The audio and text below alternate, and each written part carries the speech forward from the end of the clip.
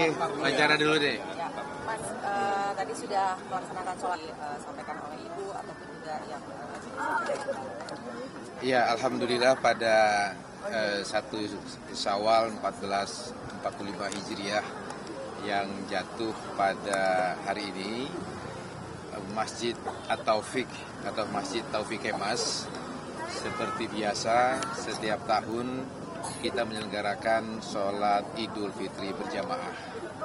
Tradisi ini adalah tradisi keagamaan yang memang dianut oleh PDI Perjuangan sebagai partai nasionalis religius yang mengedepankan ide-ide pemikiran-pemikiran keagamaan dan kebangsaan dalam satu tarikan nafas.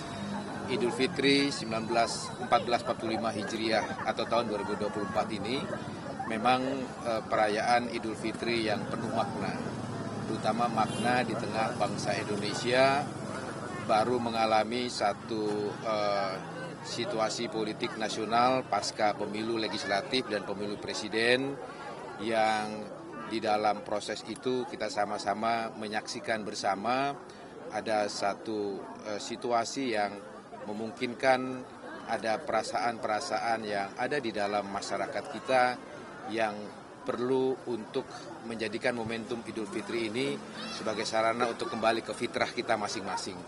Saya kira pada semangat Idul Fitri itulah Ibu Mega berpesan kepada seluruh kader PD Perjuangan dan tentu sebagai kepada masyarakat Indonesia seluruhnya agar momentum Idul Fitri ini sesuai dengan fitrahnya sebagai hari yang suci bagi umat Islam setelah menjalankan ibadah puasa dan ibadah lainnya selama 1 bulan penuh untuk kita melakukan satu introspeksi diri.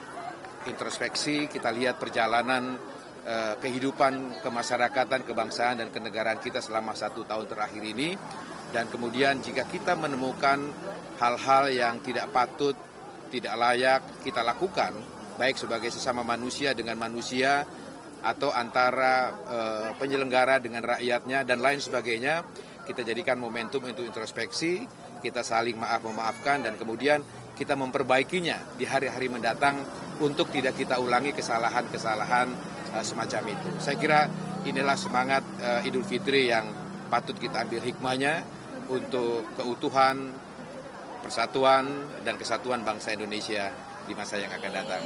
Mas, nanti Bu Mega ke open house ke istana nggak ya, Mas?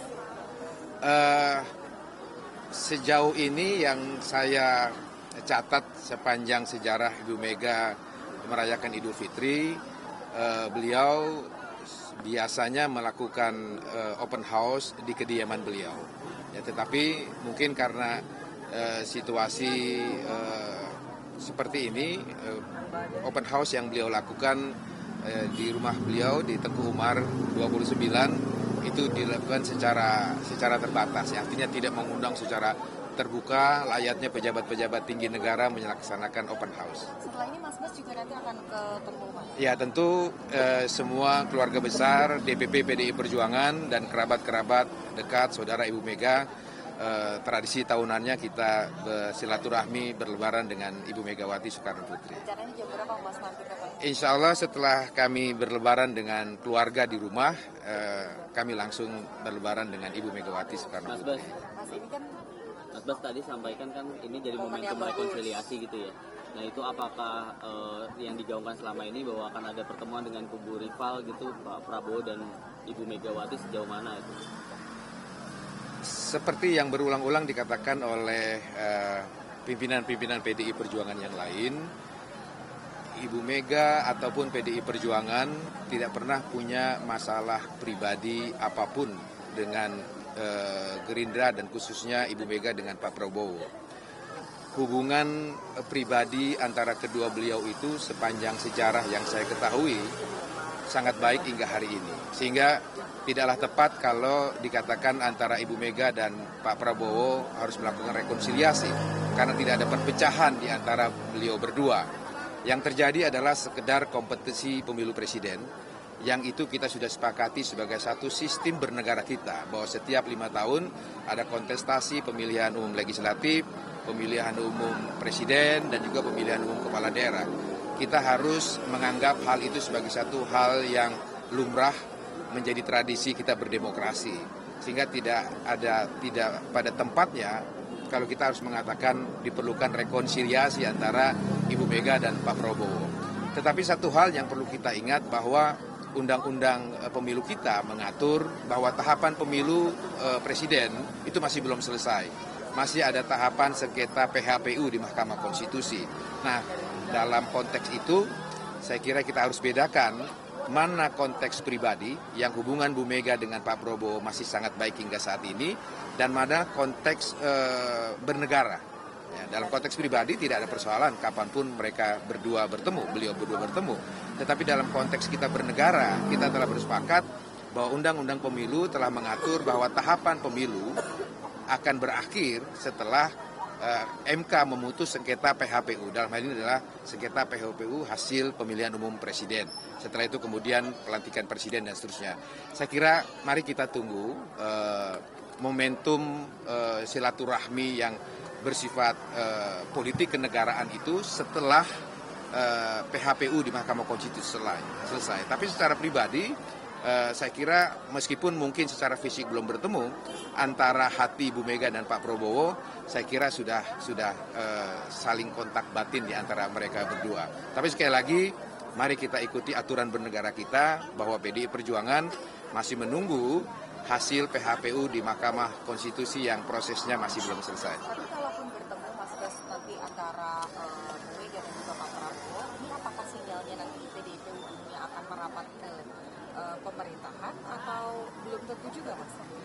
Iya, pertemuan antara Ibu Mega dan Pak Prabowo tidak melulu diinterpretasikan sebagai satu pertemuan yang harus menghasilkan kesepakatan politik untuk bisa bersama-sama di dalam pemerintahan yang jika nanti MK memutus Pak Prabowo adalah pemenang pemilu presiden, di mana PDI Perjuangan harus bergabung di dalam pemerintahan Presiden Prabowo kelak. Gitu. Karena di dalam doktrin politik PDI Perjuangan, kita tidak mengenal istilah oposisi politik dalam sistem pemerintahan presidensial. Pancasila yang kita anut sebagai falsafah berbangsa dan bernegara kita, pada esensinya adalah mengajarkan demokrasi gotong royong. Nah, demokrasi gotong royong itu tidak harus diterjemahkan bahwa bergotong royong semua di dalam pemerintahan. Ya, bisa saja kita sama-sama bergotong royong membangun negara Republik Indonesia ini, baik berada di luar maupun di dalam pemerintahan. Intinya kita sama-sama bekerja sama. Kalau kita di luar pemerintahan, maka kita akan bekerja sama dengan pemerintahan Prabowo kelak jika beliau dilantik menjadi presiden dari luar kekuasaan pemerintahan. Tugas kita di luar pemerintahan itu adalah mengawasi jalannya kekuasaan politik yang dipimpin oleh Pak Prabowo. Dan itu dijamin oleh konstitusi dan undang-undang MD3. Karena salah satu fungsi dan wewenang Dewan Perwakilan Rakyat Republik Indonesia adalah wewenang untuk mengawasi jalannya kekuasaan pemerintahan negara. Tetapi sekali lagi, di dalam doktrin politik PDI Perjuangan, hal-hal yang menyangkut kebijakan strategis partai sepenuhnya menjadi hak prerogatif Ketua Umum PDI Perjuangan. Sehingga pada akhirnya kami kader-kader PDI Perjuangan, terutama kami di Dewan Pimpinan Pusat, akan menunggu bagaimana sikap politik terakhir yang akan Ibu Megawati Soekarno Putri putuskan kemudian. Apakah berada atau di luar pemerintahan Prabowo Subianto, itu sepenuhnya menjadi wewenang yang dimiliki oleh Ibu Megawati Soekarno Putri yang diberikan oleh Kongres PDI Perjuangan yang kita sebut dengan hak prerogatif. Begitu. Kapan Pak pertemuannya Pak? Ya? Kapan pertemuannya Pak? Pertemuannya tentu sekali lagi tadi saya katakan kalau dari garis politik yang diarahkan Ibu Mega kepada kami, biarkan proses ketatanegaraan kita yang diatur oleh Undang-Undang Pemilu selesai. Apakah itu ukurannya? Ukurannya adalah keputusan Mahkamah Konstitusi tentang perselisihan hasil pemilihan umum presiden. Itu kita masih menunggu itu. Ya, tetapi mengenai realisasinya itu sekali lagi tergantung bagaimana Ibu Mega dan Pak Prabowo sama-sama memiliki hari baik, jam baik, dan menit baik untuk bisa bertemu. Tapi satu hal yang pasti yang kami pahami, Ibu Mega selalu meletakkan pemikiran dan sikap politiknya meletakkan national interest, kepentingan nasional, kepentingan rakyat, kepentingan bangsa dan negara di atas kepentingan pribadi, kelompok, dan golongannya. Saya sangat yakin tentang hal itu. Oke, selamat. Abas mau nanya dong, tadi kan katanya Ibu Mega nggak buka open house di rumah. Nah, apakah ini artinya nggak datang ke istana? Karena kan Presiden Jokowi mengundang presiden-presiden terdahulu untuk ke istana. Yang saya tahu, sekali lagi saya ulangi, tradisi Ibu Mega di dalam setiap Idul Fitri, biasanya beliau menyelenggarakan halal bihalal atau berlebaran hari pertama itu terutama dengan keluarga besar beliau. Dengan putra-putri, cucu, kakak, adik, dan keluarga besar Bung Karno dan Haji Muhammad Taufik Kemas. Lalu kemudian kami, DPP PDI Perjuangan, dan orang-orang dekat atau keluarga dekat Ibu Mega lainnya, biasanya kami juga berlebaran di Tengku Umar, begitu. Mas, penegasan aja, ini kan ada informasi simpang siur yang mungkin konteksnya bukan pertemuan terkait dengan kenegaraan. Tadi kan dibilang ada opsi juga pertemuan yang sifatnya pribadi. Ada informasi bahwa Pak Prabowo dan Bu Mega ini juga akan bertemu di masa-masa Lebaran. Nah, itu informasinya betul atau enggak, Mas, di hari kedua Lebaran? Saya belum mendapatkan informasi yang pasti tentang hal itu. Tapi sekali lagi, kalaupun pertemuan itu dilaksanakan, tentu semangatnya ya yang ingin ditunjukkan oleh Bu Mega adalah bahwa secara pribadi, sekali lagi, hubungan Ibu Mega dengan Pak Prabowo itu sangat baik, tidak pernah punya ada masalah. Saya kira publik sudah mengetahui bagaimana dulu ketika beliau di Jordania, keluarga Taufik Kemas dan Ibu Megawati memfasilitasi Pak Prabowo kembali ke Indonesia, hingga terus hubungannya baik sampai sekarang ya. Tapi sekali lagi, jangan kita campur adukan antara hubungan baik secara pribadi dan konteks kenegaraan ya. Saya kira Bung Karno juga mengajarkan demikian. Politik Indonesia itu juga harus mengajarkan sisi-sisi kemanusiaan seperti itu. Mari kita tunggu waktu terbaik lah untuk Bu Mega dengan Pak Prabowo bisa bertemu. Mas, begitu. konfirmasi, Mas. Katanya Minal aidin wal faidin, mohon maaf lahir batin.